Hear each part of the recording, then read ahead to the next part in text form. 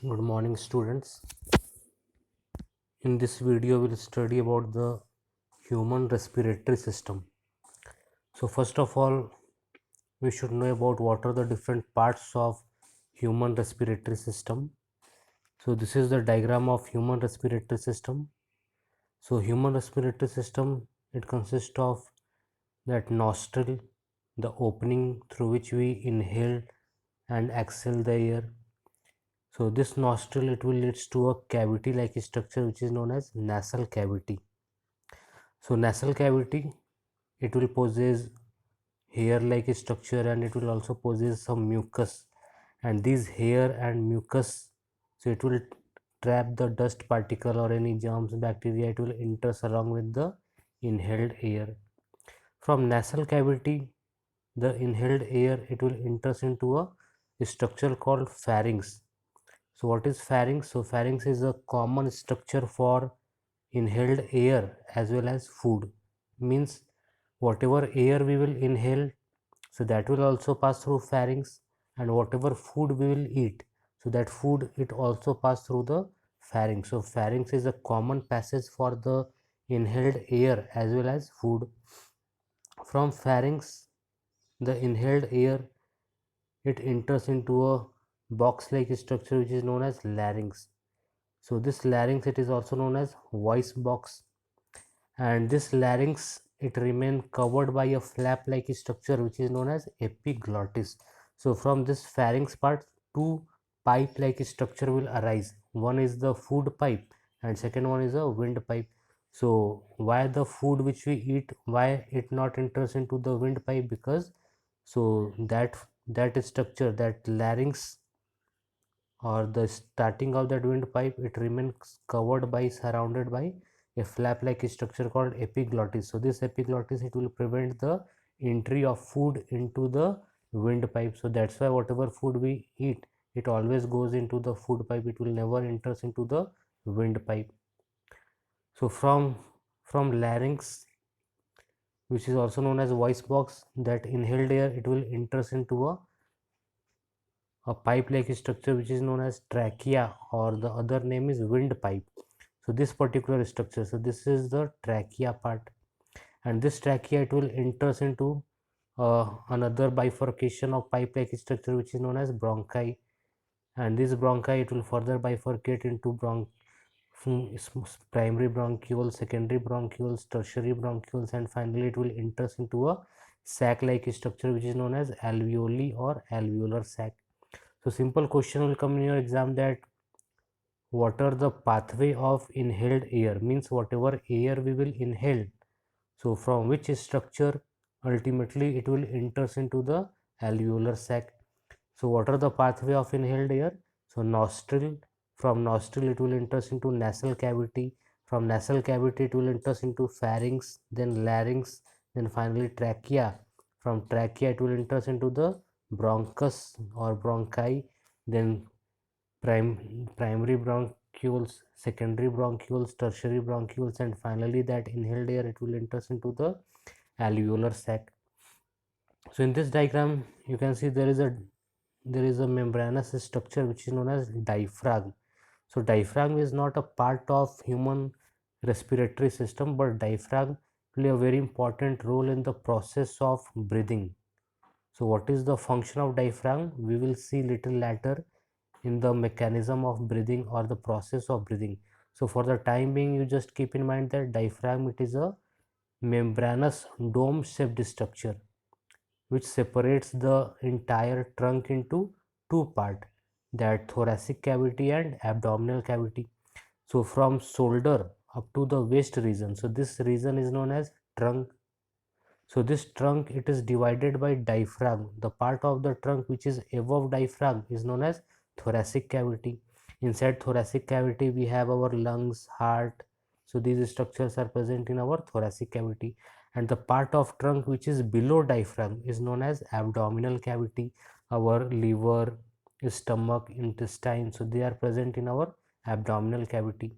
So what is the function of this diaphragm? So it divides the trunk into two cavity. Upper cavity is known as thoracic cavity and the lower cavity is known as abdominal cavity.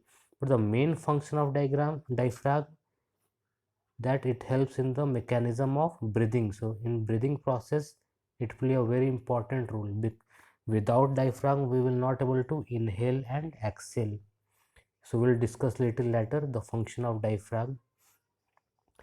So now in human beings air is taken into the body through the nostril. So this one pair of nostril is present in our body. So through these nostril we intake the oxygen rich air. So the air passing through the nostril is filtered by fine hairs that line the passage. The passage is also lined with mucus which help in this process. So this nostril air will enters into the nasal cavity or nasal chamber, and this nasal chamber they have fine hairs, and they also possess that mucus. So this mucus it lines the passage of nasal chamber. So this fine hairs and mucus they prevent or they trap the dust particle or some germs bacteria which will enter along with the inhaled air. From here means from the nasal chamber the air passes through the throat and into the lungs. So in NCERT book directly it is given that from nasal chamber that air passes through the throat and enters into the lungs, but we have to remember that the part of the respiratory system that from nasal cavity it enters into the pharynx, then larynx, then trachea, then bronchi, then primary bronchioles, secondary bronchioles, tertiary bronchioles, then finally it will enter into the alveoli or alveolar sac. Now the rings of cartilage are present in the throat. These ensure that the air passage does not collapse. So here it is also very important point. So ring of C-shaped cartilaginous structure will present in the trachea or windpipe. So this is the trachea or windpipe. So this trachea or windpipe it will remain surrounded by C-shaped cartilaginous structure. What is the function of this cartilaginous structure? So they will ensure that the air passage means that windpipe it does not collapse when there will be no air. So simple straightforward question will come in exam that what is the function of C-shaped cartilaginous structure which present around the windpipe or trachea. So simply what we have to write that it will prevent the trachea from collapsing. So if there will be no air then trachea it can get collapse. So our respiratory tract it may get choked. So it will prevented by the C-shaped cartilaginous structure. So within the lungs the passage divides into smaller and smaller tubes which finally terminates in balloon like structure which are called alveoli or singular alveolus. So within the lungs that trachea it will bifurcated into bronchi, and these bronchi it will leads to the formation of primary bronchioles, then secondary and tertiary bronchioles, and finally a small balloon like structure will be present at the terminal end which is known as alveoli. So this is the diagram of alveoli. Finally the inhaled air it will enters into these alveoli. So this is the diagram of alveolar sac. So this structure is known as alveolar sac and it remains surrounded by network of blood vessels. So these are the network of blood vessels, arteries and veins surrounding the alveolar sac.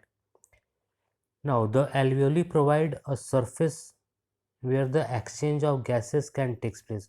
So in this alveolar sac mainly the exchange of gases takes place. So this is very important line that in which part of respiratory system the exchange of gases takes place.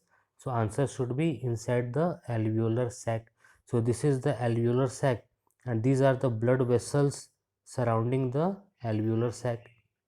So when we inhaled then oxygen rich air it will get filled in the alveolar sac.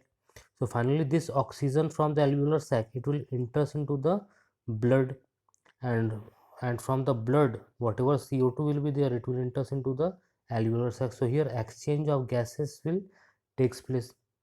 So is it clear how the exchange of gases takes place? So once again let's see. So when we inhaled air then oxygen rich air it will get filled inside our alveolar sac, and around the alveolar sac that blood vessels they are running, and inside these blood vessels, so blood is present there. So from alveolar sac oxygen will enter into the blood, and from blood CO2 it will enter into the alveolar sac, so that when we will breathe out, finally the CO2 it will comes out.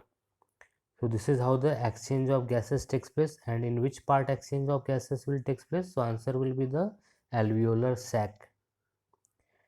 The walls of the alveoli contain an extensive network of blood vessels. So in this diagram you can see that the walls of the alveolar sac it remains surrounded by an extensive network of blood vessels. So this much only in this video. In next video we will discuss about the mechanism of breathing. So thank you. Have a nice day.